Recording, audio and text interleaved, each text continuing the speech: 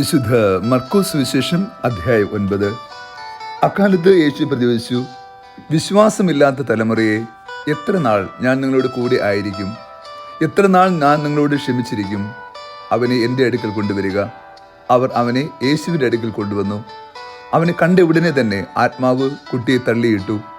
അവൻ നിലത്ത് വീണ് ഉരുളുകയും അവൻ്റെ വായിലൂടെ നുരയും പതയും പുറപ്പെടുകയും ചെയ്തു. യേശു അവൻ്റെ പിതാവിനോട് ചോദിച്ചു, ഇത് തുടങ്ങിയിട്ട് എത്ര കാലമായി? അവൻ പറഞ്ഞു, ശൈശവം മുതൽ. പലപ്പോഴും അത് അവനെ നശിപ്പിക്കുവാൻ വേണ്ടി തീയിലും വെള്ളത്തിലും വീഴ്ത്തുന്നുണ്ട്. എന്തെങ്കിലും ചെയ്യുവാൻ നിനക്ക് കഴിയുമെങ്കിൽ ഞങ്ങളുടെ മേൽ കരുണ തോന്നി ഞങ്ങളെ സഹായിക്കണമേ. യേശു പറഞ്ഞു, കഴിയുമെങ്കിലെന്നോ? വിശ്വസിക്കുന്നവന് എല്ലാ കാര്യങ്ങളും സാധ്യമാകും. ഉടനെ കുട്ടിയുടെ പിതാവ് വിളിച്ചു പറഞ്ഞു, ഞാൻ വിശ്വസിക്കുന്നു, എൻ്റെ അവിശ്വാസം പരിഹരിച്ച് എന്നെ സഹായിക്കണമേ. ജനങ്ങൾ ഓടിക്കൂടുന്നത് കണ്ട് യേശു അശുദ്ധാത്മാവിനെ ശാസിച്ചു. മൂകനും ബധിരനുമായ ആത്മാവേ, നിന്നോട് ഞാൻ ആജ്ഞാപിക്കുന്നു, ഇവനിൽ നിന്ന് പുറത്തു പോവുക. ഇവനിൽ ഒരിക്കലും പ്രവേശിക്കുകയും അരുത്. അപ്പോൾ അവനെ ശക്തമായി നിലത്ത് തള്ളിയിടുകയും ഉച്ചത്തിൽ നിലവിളിക്കുകയും ചെയ്തുകൊണ്ട് അത് പുറത്തേക്ക് പോയി. ബാലൻ മരിച്ചവനെ പോലെയായി. അവൻ മരിച്ചുപോയി എന്ന് പലരും പറഞ്ഞു. യേശു അവനെ കൈക്ക് പിടിച്ചുയർത്തി. അവൻ എഴുന്നേറ്റിരുന്നു. യേശു വീട്ടിലെത്തിയപ്പോൾ ശിഷ്യന്മാർ സ്വകാര്യമായി ചോദിച്ചു, എന്തുകൊണ്ടാണ് അവനെ ബഹിഷ്കരിക്കുവാൻ ഞങ്ങൾക്ക് കഴിയാതെ പോയത്? യേശു പറഞ്ഞു, പ്രാർത്ഥന കൊണ്ടല്ലാതെ മറ്റൊന്നുകൊണ്ടും ഈ വർഗം പുറത്തു പോവുകയില്ല. ഈശോയിൽ ഏറ്റവും സ്നേഹമുള്ള പ്രിയ ദൈവമക്കളെ, ഈ വിശുദ്ധ പ്രഭാതത്തിൽ നാം ദൈവതിരുസന്നിധിയിൽ പ്രാർത്ഥനാപൂർവമായിരിക്കുമ്പോൾ ക്രിസ്തു സൗഖ്യത്തിൻ്റെ ആത്മീയത ധ്യാനിക്കാം. മൂകനും ബധിരനുമായ ആത്മാവ് ബാധിച്ച ഒരു ബാലനെ അപ്പൻ ഈശോയുടെ അടുക്കിലേക്ക് കൊണ്ടുവരുന്നു. ആ അപ്പൻ്റെ വേദനയും നൊമ്പരവും നെടുവീർപ്പും നമുക്ക് ഇന്നത്തെ സുവിശേഷത്തിൽ കാണാം. ശിഷ്യന്മാരുടെ അടുക്കൽ കൊണ്ടുപോയിട്ട് അവർക്ക് ആ ബാലനെ സൗഖ്യമാക്കാൻ കഴിയാതെ പോയതിൻ്റെ വേദനയും ഈ അപ്പൻ്റെ ഹൃദയത്തിലുണ്ട്. യേശുവിൻ്റെ മുമ്പിൽ അദ്ദേഹം മുട്ടുകുത്തി യാചിക്കുന്നത് ഇപ്രകാരമാണ്, കർത്താവേ, അങ്ങേ കഴിയുമെങ്കിൽ എൻ്റെ മകനെ സൗഖ്യപ്പെടുത്തണമേ. കഴിയുമെങ്കിലെന്നോ? വിശ്വസിക്കുന്നതിനെല്ലാം സാധ്യമാകുമെന്ന് യേശു ഉറപ്പ് നൽകുന്നു.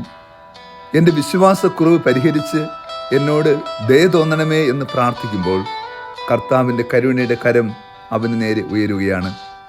പിശാച് ബാധ്യതയാൽ നൊമ്പരം അനുഭവിക്കുന്ന ആ ബാലനെ കർത്താവായ യേശു ക്രിസ്തു ഒരു നിമിഷം കൊണ്ട് തന്നെ സൗഖ്യപ്പെടുത്തുകയും ആ പിതാവിനെ ഏൽപ്പിക്കുകയും ചെയ്തു.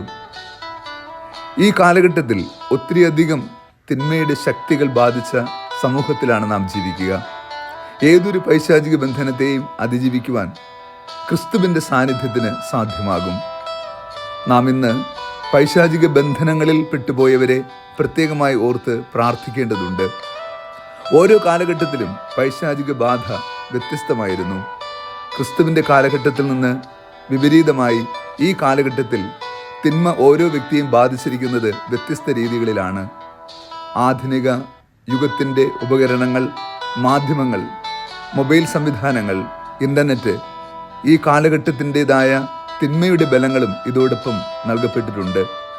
ഇവയ്ക്കെല്ലാം അടിമപ്പെട്ടു പോയവരെ സുഖപ്പെടുത്തുവാനുള്ള ഒരു പിൻബലം കൂടി ഈ കാലഘട്ടത്തിൽ നമുക്ക് ആവശ്യമായി വരുന്നു. നാം എന്തിനെല്ലാം അടിപ്പെട്ടു പോയോ അവയിൽ നിന്നെല്ലാം ക്രിസ്തു തന്നെയാണ് നമ്മെ സ്വതന്ത്രരാക്കേണ്ടത്. അവന് മാത്രമേ നമ്മെ യഥാർത്ഥത്തിൽ സ്വതന്ത്രമാക്കുവാൻ സാധ്യമാവുകയുള്ളൂ.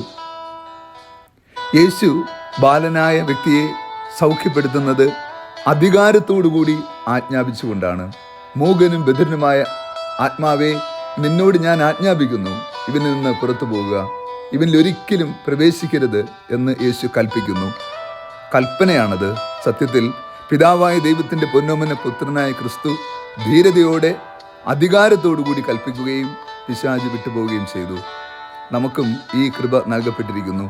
നാം എല്ലാവരും അഭിഷിക്തരാണ്.